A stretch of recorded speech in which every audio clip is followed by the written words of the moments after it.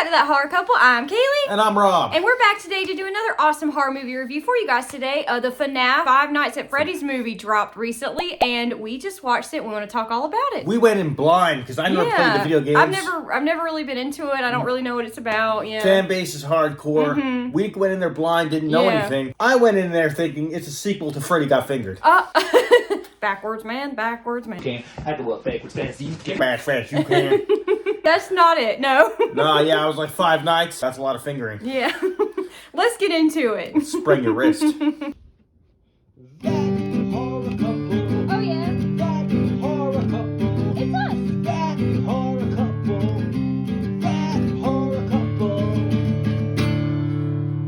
And they talk about horror.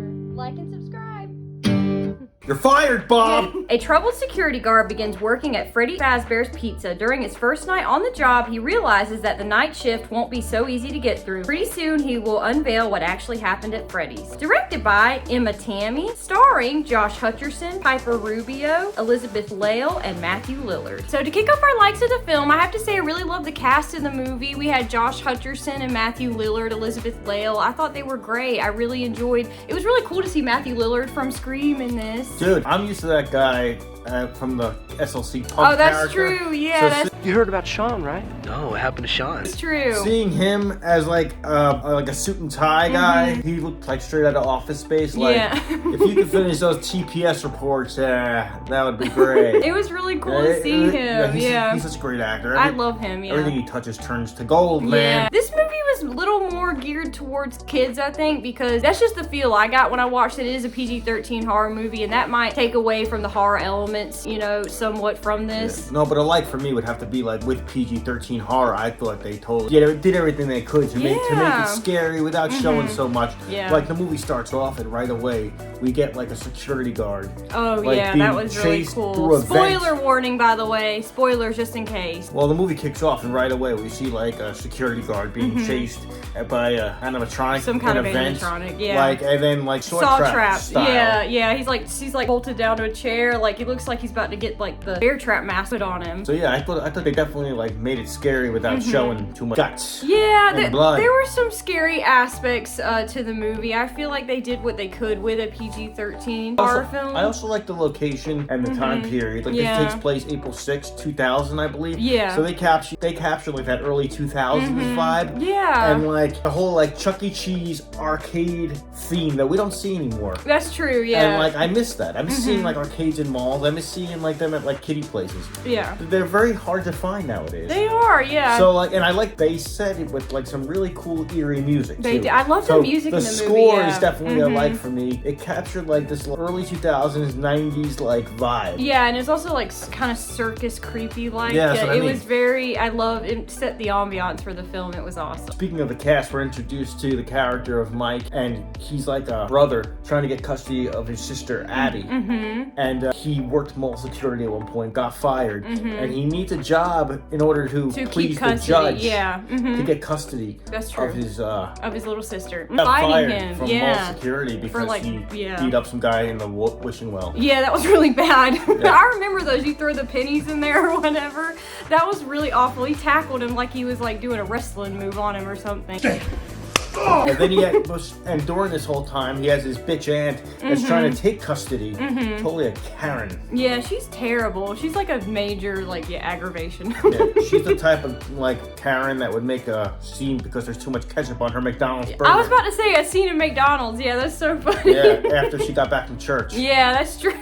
And then Lillard's character comes in. He's like this job counselor or something for Mike, and he offers Mike an overnight job at Freddy Fazbear's Pizzeria, as we said. There's something up about Lillard's character the whole time. Yeah, he's too. very odd. But I like the character. It was a creepy character, but the whole time you're watching, something's up with You're this like, he's guy. kind of weird.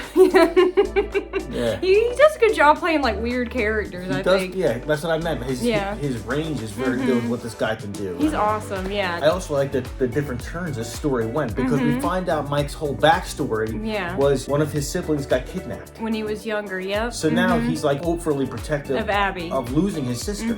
So every time he dozes off or goes to sleep, he's on medication because he has trouble sleeping in the first place.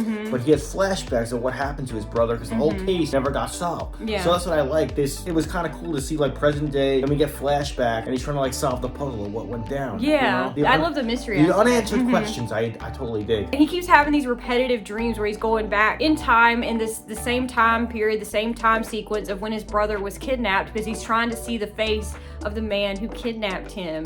And it's just really cool how they do the dream sequences because each time he goes back, it's just a little bit different, and he starts seeing these ghost weird children. Oh yeah, that's like it was like Damien from The Omen. Basically. Yeah, like but it's a blonde-haired little boy, and he's just like, "Want to know what happened to your brother?" And he like runs off, and you're like, "Hey, wait!" Well, you come to find out that the aunt that was actually trying to get custody of his sister, they make a whole plan to break into this place to make the security guy Mike look bad and get fired. Yeah. And then once they break in, the animatronics are kind of possessed. They kind of come to life, and that kind of gives this story a little bit of a body count. Yes, that sequence is so cool. We get some cool kill scenes. They kind of, because it is PG-13, there isn't too much gore or anything like that, but the way they go about it is cool. They push the limits, I think, as much as they could for a PG-13 horror movie. I feel like they made it entertaining with what they were allowed to show and what they could do. They made it very suspenseful without making it too gory. Music and the cutting and the editing played a big part. And like, like, oh crap. The suspense part of it, no, that part was really cool. And I love the creative kills they did with the animatronics. They were really neat. They had to be creative, so a lot of it like went off camera or like to a shadow. And after all the bullies, meet their demise in this really cool sequence, that was honestly my favorite part of the movie. I thought that part was really cool. Abby has to come to work with Mike after all of this happens, and Abby starts friending the demonic animatronics. Like, it's like really odd. It's kind of like a trap though. Yeah, it's like a trap. They're trying to lure her in, but like at first you're like, wait, what? Like,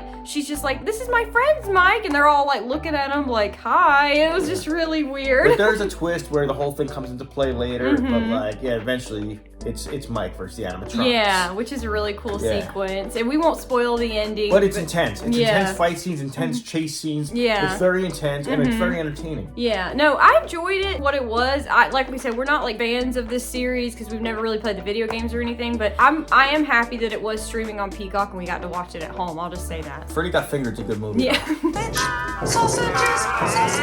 As far as dislikes of the film, I have to say I liked the movie for what it was, but it was kind of lacking in, since it was a PG-13 horror. I feel like they could have done like a lot more fun, gory stuff if it was rated R. Like, I think it took away from it for me for it being PG-13. I think we missed out on a lot of like what we could have had if it would have been R-rated. Yeah, I agree with you.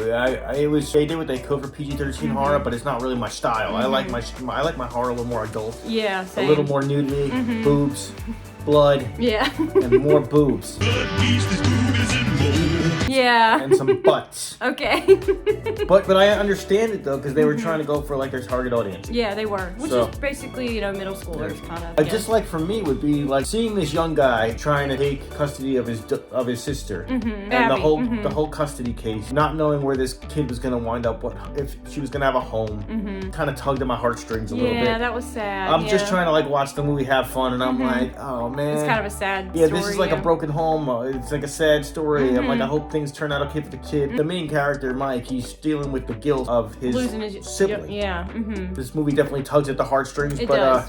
Because other than just being a fun, like interesting, kind of creepy movie, it's a solid family story. Yeah. And like Kaylee said, another dislike for me was a lot of the kills were off screen. So like you would just see like yeah, that was it. And that would just be there, like Yeah, that's true. And like with no like gore or anything. As far as final thoughts of the film, I thought that this film was fun, and I'm glad I got to stream it on Peacock during October. That was super fun. Get on the cock. So I'd have to give it like a 7 out of 10. I thought it was cool. I liked it. It wasn't really super like my thing, but I enjoyed it for what it was. So I'll give it like a 7 out of 10. What about you? For what they were trying to do, and for their target audience, I think they definitely did everything they were supposed to do.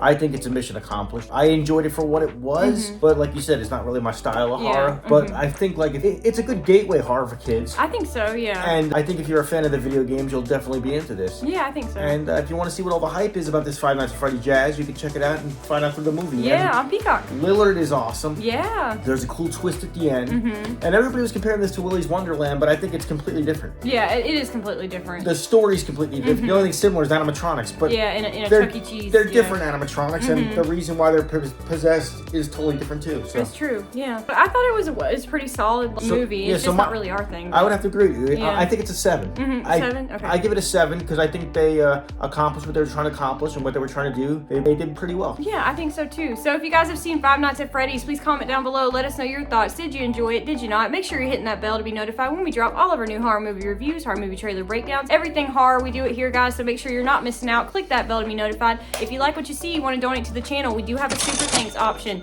right here. Right there, if you want to click it. It helps us keep the lights on. Yeah, if you want to donate to our channel, you like our content. Because otherwise we're going to be in the dark. Yeah. And, you know, the water won't be running. Oh my God. Make sure you are liking, commenting, sharing, and subscribing once again. Put a quarter in my cup, please. I'm Kaylee. And I'm Rob. And we hope you guys have had a wonderful October, happy Halloween, and we will see you guys soon. Take care, goodbye, and see you later. Yeah.